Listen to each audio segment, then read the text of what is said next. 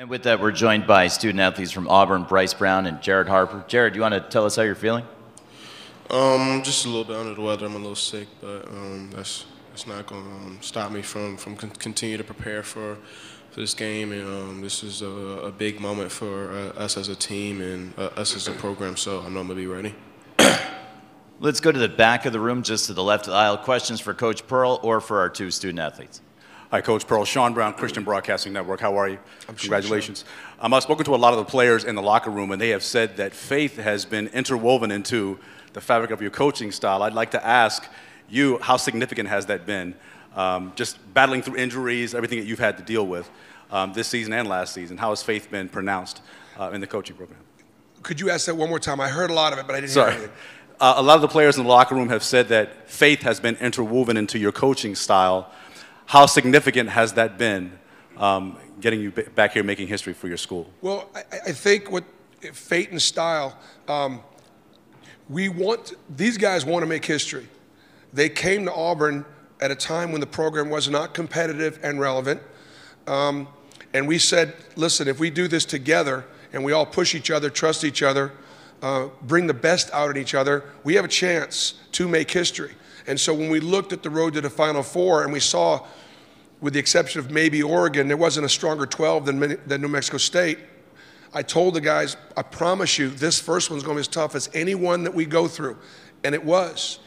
But to have a chance to then have to go through Kansas and North Carolina and Kentucky and now Virginia, the only one seed left, if we're truly trying to make history as part of our fate, you know, sometimes there's fate.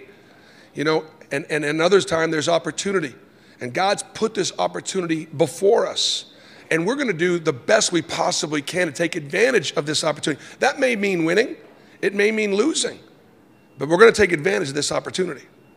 Continuing with questions for Coach Pearl or Bryce or Jared, all the way up front to the right. Nathan King, the Auburn Plainsman. This is for Bryce. I was talking to Stephen Pearl in the locker room about, you know, your maturation and how much you've grown as a leader during your time at Auburn. And he said the Division II loss to Barry last year was really where it kind of snapped in the right way for you. Is there anything you can recount from that, and how have you grown since then, do you think? Really, I just felt like, you know, I just wasn't heading down the right path to be able to change the program, and that's part of what I wanted to do when I got here, help change the program. And I just wanted to, it was starting to be my time to be a leader on the team, and it was just time for me to start growing up. And you know, something about that just, you know, made it hit the light for me, and you know, kind of did turn on the switch, just because I had to start growing up, and things had to change if I wanted to get to where I wanted to get to as an individual, or if I wanted to get to where I wanted to get to as a team. And I knew I had to change for the good. On the right side of the room, all the way in the back, please raise your hand and state your name and media outlet. Anthony Romano, WDBJ in Roanoke, Virginia. This is for Coach. It seems like the SEC has come a long way over the last few years. Now they've just added another successful coach in Buzz Williams. What can you say about the state of your league and how it helped you get to this point? Well, I just hope our league doesn't go to 20 league games. That's all I can tell you. We're at 18 right now, and that's plenty. Mike Slive, years ago, was frustrated, I think, that the SEC was dominating in every sport, men and women, and men's basketball was behind. And I think he really challenged his athletic directors and say, why? I mean, you look across the board. I don't mind saying this. The SEC is the best conference in the country, and it's not even close in all sports. That's a big statement, but not in men's basketball. The ACC has been really, really strong. You know, you can make an argument for the Big 10 or the Big 12, but we've really closed the gap because of the depth and the breadth of our program, the quality of the coaching, the commitment to facilities. You know, used to go to a December game in the SEC and there'd be nobody there. That's not the case anymore. Our fan base is traveling, they're following us, and it's because we have better players, better coaches, and a greater commitment. And our league now is able to compete with any other conference in the country. Left side of the room toward the back, Mike. Bruce, Mike Barber, Richmond Times-Dispatch. We talked about the three-point shooting a little yesterday. When you face Virginia, do you have to give the guys even more of a green light to shoot contested threes because of the nature of their defense? And how confident are you in these guys knocking it down with a hand in their face? Well, one of the fortunate things is these guys have never heard, like, we got to get it on the second side and the third side, you know, which a lot of coaches and commentators talk. I have no idea what side they're talking about. If he has the ball on the first side and he's open, he better shoot it. And so better he and a couple of the other guys in that locker room. Because you might not get another open shot. And so if you're going to take a contested shot, it's probably going to be later in the clock.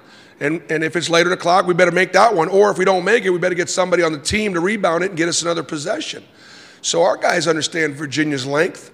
I think they understand that Virginia is probably the most efficient team in college basketball because they're like in the top 5 in both offensive and defensive efficiency.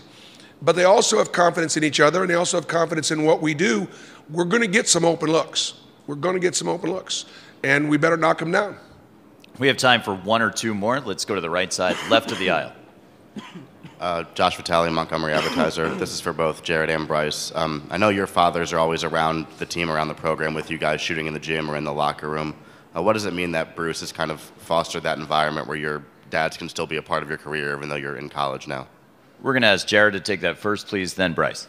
I would just say that my dad's been a part of my life, my entire life. He's always just helped me and strive me to be a good player and just to have. BP has his son, Coach Steve, a part of the program. I feel like this, I've seen before, a father-son program. Coach Flan's son is going to be at the school next year, so it's just a great environment to be around. And Bryce. Oh yeah, same. You know, I really appreciate Coach Pearl for allowing my dad to be so interactive with the program and be able to come down here and help not only prepare me for this, but help coach me as well. And he allows my dad to have a little input on how I play and the things I do. You know, and that just goes with having a good coach that trusts me, trusts my father, and know that he's gonna put me in the right situation to succeed. And so yeah, that's how I feel about that. We do have time for one final question, if there is one, for Bryce or Jared or Coach Pearl. Looks like there's one in the third row toward the center. Yeah, Doug Dowdy from the Roanoke Times in Virginia. When you have to win 2 games to win it all, is it any challenge not to think ahead?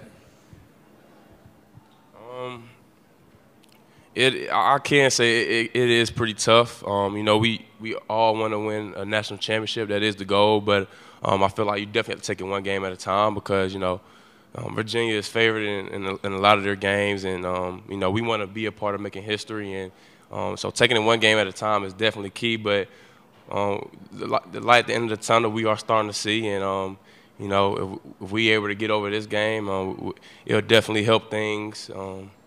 It's just giving us confidence. The more and more we win, the more and more we win together, and the more we succeed. So, we want to thank Bryce and Jared and Coach Pearl for joining us here in the main interview room. The Auburn locker room is now closed as well.